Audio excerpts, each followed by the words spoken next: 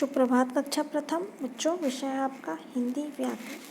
तो चलिए आप भी अपनी अनुपम हिंदी व्याकरण पुस्तक खोल लीजिए। देखिए, हम इसमें अध्ययन कर रहे थे आपके द्वितीय अध्याय वर्णमाला का, और इसमें दिए गए प्रश्न उत्तरों को हमने अपनी पुस्तक में करने का प्रयास किया। तो आज आप खोलेंगे पेज नंबर 10 और यहाँ पर देख लीजिए, यहाँ पे दिए गए हैं रचनात्मक कार्य। तो रचनात्मक कार्य में देखो बच्चों, पहला है चित्रों को देखिए तथा इनके नाम का पहला स्वर लिखकर शब्द पूरे कीजिए। तो यहाँ पे देखो चित्र दिए गए हैं और यहाँ पे देखो ऊपर स्वर लिखे हैं। ये स्वर आगे पीछे करके लिखे हैं, जिन्हें हमने चित्रों को पहचान कर उनके आगे सही क्रम में इन्हें लिखना है। तो देखिए आप, सबसे पहले किसका चित्र है? अदरक का। तो यहाँ पे देखो अदरक लिखा हुआ है और अदरक औ का है ये। फिर है आम का चित्र है, और ऊपर देखिए आप आ स्वर कहाँ पे है? यहाँ पे। तो यहाँ पे लिखेंगे आप आ,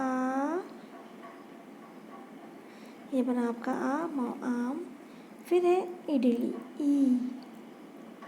तो यहाँ पे ई, यहाँ पे लिखेंगे आप ई, इडली। फिर है बड़ी ई, ईद। तो बड़ी ई है ये ई, ईद यहाँ पे लिखेंगे। फिर है किसका चित्र है? उल्लू का। तो यहाँ पे आएगा उ,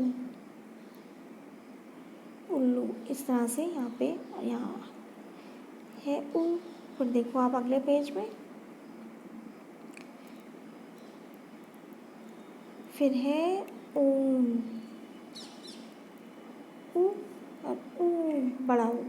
तो यहाँ पे लिखेंगे बड़ा ऊ। फिर है ए से एड़ी, ए। फिर ये हाथी है, ऐरावत हाथी। तो ये ऐ लिखेंगे आप, ऐरावत। फिर ओखली का चित्र है, तो यहाँ पे लिखोगे आप ओ, ओ। फिर औ, औजार। इस तरह से आप यहाँ पे अपनी पुस्तक में इन स्वरों को लिखकर सही शब्दों को पूरा करेंगे। फिर देख लीजिए, इसमें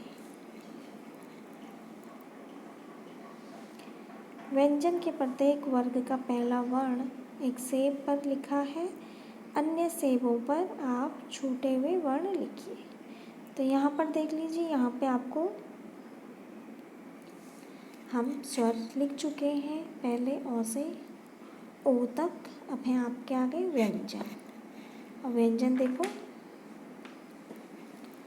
प्रत्येक वर्ग के पहला व्यंजन लिखा हुआ है, पहला वर्ण लिखा हुआ है। तो यहाँ देखो सबसे पहले क लिखा हुआ है।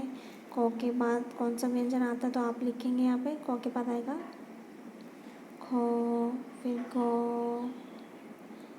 घ, ङ। इस तरह से। फिर दूसरी लाइन में है चौ, चौ के बाद आएगा छ, ज, झ, य।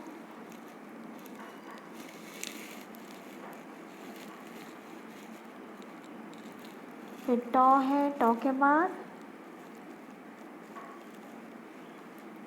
ठ, ड, ढ, ण। तो इस तरह से आप इन व्यंजनों को अपनी पुस्तक में लिखने का प्रयास करेंगे। तो आज आप बच्चों इस तरह से पहले अपनी पुस्तक में इन रचनात्मक कार्यों में, यहाँ पे देखो ये अदरक, आम, इडली, इस तरह से स्वरों की सहायता से इन शब्दों को पूरा करेंगे।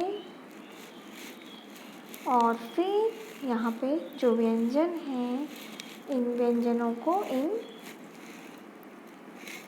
शेपों पर लिखने का प्रयास करेंगे, क्योंकि आप सभी को आता ही होगा, तो इसलिए आप स्वयं से कोशिश कीजिए क से ह तक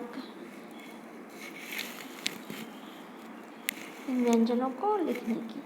तो आज आप बच्चों अपनी पुस्तक में स्वर और व्यंजन लिखने का प्रयास करेंगे। तो चलिए यह कार्य कर लीजिए। धन्यवाद बच्चों।